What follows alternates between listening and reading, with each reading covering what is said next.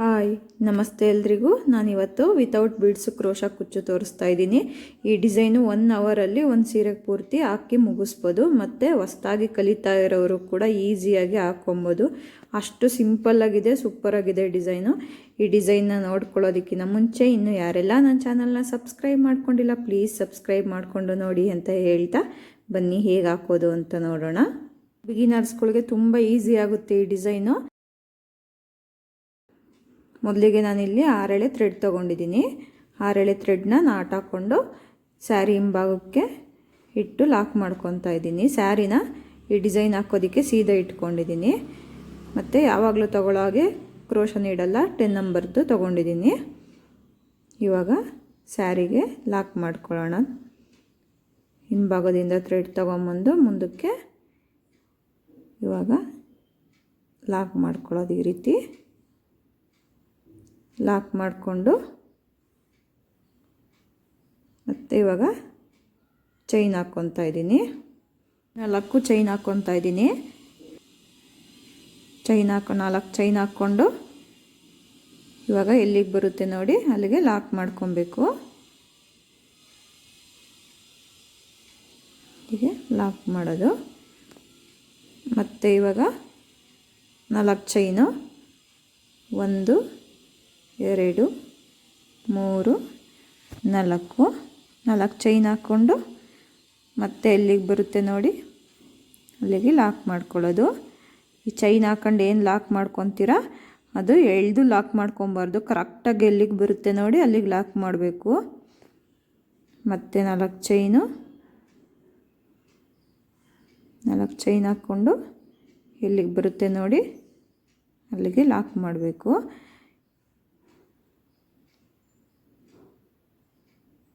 First ಸ್ಟೆಪ್ಪಲ್ಲಿ ಏನಿಲ್ಲ, ಪೂರ್ತಿ ಸೀರೆಗೂ 4 chain ಹಾಕ್ಕೊಳ್ಳೋದು, lock ಮಾಡ್ಕೊಳ್ಳೋದು, 4 ಚೈನ್ ಹಾಕ್ಕೊಳ್ಳೋದು, ಲಾಕ್ ಮಾಡ್ಕೊಳ್ಳೋದು.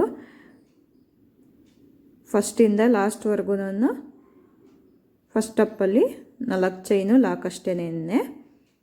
ಇದೇ ರೀತಿ ನಾನು 4 ಚೈನ್ ಹಾಕ್ಕೊಂಡು ಕರೆಕ್ಟಾಗಿ ಎಲ್ಲಿಗೆ ಬರುತ್ತೆ ನೋಡಿಕೊಂಡು ಲಾಕ್ ಮಾಡಿಕೊಂಡು ಫಸ್ಟ್ ಸ್ಟೆಪ್ನ ಕಂಪ್ಲೀಟ್ ಮಾಡ್ಕೊತೀನಿ. ಫಸ್ಟ್ ಸ್ಟೆಪ್ಪು ಪೂರ್ತಿ ಕಂಪ್ಲೀಟ್ ಮಾಡ್ಕೊಂಡಿದ್ದೀನಿ. ಪೂರ್ತಿ ಕಂಪ್ಲೀಟ್ ಆದಾದಮೇಲೆ ಥ್ರೆಡ್ನ ಕಟ್ ಮಾಡ್ತಾ ಇಲ್ಲ, ಹಾಗೆ ಸ್ಯಾರಿನ ಟರ್ನ್ ಮಾಡ್ಕೊಂಡಿದ್ದೀನಿ. ನಾನು ಫಸ್ಟ್ ಸ್ಟೆಪ್ ಹಾಕೋದಕ್ಕೆ ಸ್ಯಾರಿನ ಸೀದಾ ಇಟ್ಕೊಂಡಿದ್ದೆ. ಇವಾಗ ಸೆಕೆಂಡ್ ಸ್ಟೆಪ್ಪಿಗೆ ಹಾಗೆ ಸ್ಯಾರಿನ ಟರ್ನ್ ಮಾಡ್ಕೊಂಡಿದ್ದೀನಿ. ಇವಾಗ ಡಿಸೈನ್ ಸ್ಟಾರ್ಟ್ ಮಾಡೋಣ. ಮೊದಲಿಗೆ ನಾನಿಲ್ಲಿ 4 ಚೈನ್ ಏನು ಹಾಕ್ಕೊಂಡಿದ್ದೆ ಆ 4 ಚೈನ್ ಗ್ಯಾಪಲ್ಲಿ ಒಂದು ಸಲ ಲಾಕ್ ಮಾಡ್ಕೊತಾ ಇದ್ದೀನಿ ನೋಡಿ. 4 ಚೈನ್ ಗ್ಯಾಪಲ್ಲಿ ಒಂದ್ಸಲ ಲಾಕ್ ಮಾಡ್ಕೊಬೇಕು.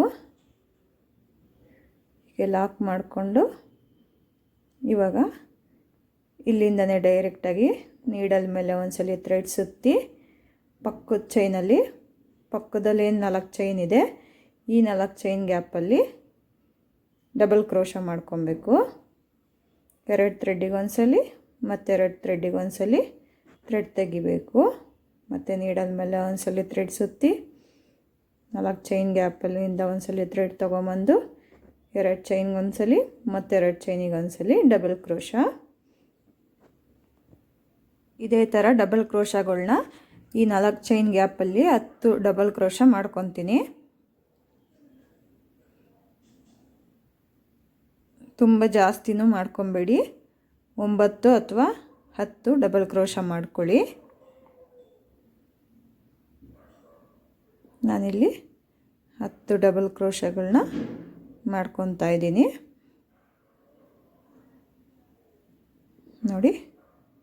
1 2 3 4 5 6 7 8 9 10 ಡಬಲ್ ಕ್ರೋಶ ಮಾಡ್ಕೊಂಡಿದ್ದೀನಿ ನೋಡಿ. ಆರ್ಚು ಅಷ್ಟೇ ಚೆನ್ನಾಗಿ ಕರೆಕ್ಟಾಗಿ ಬಂದಿದೆ.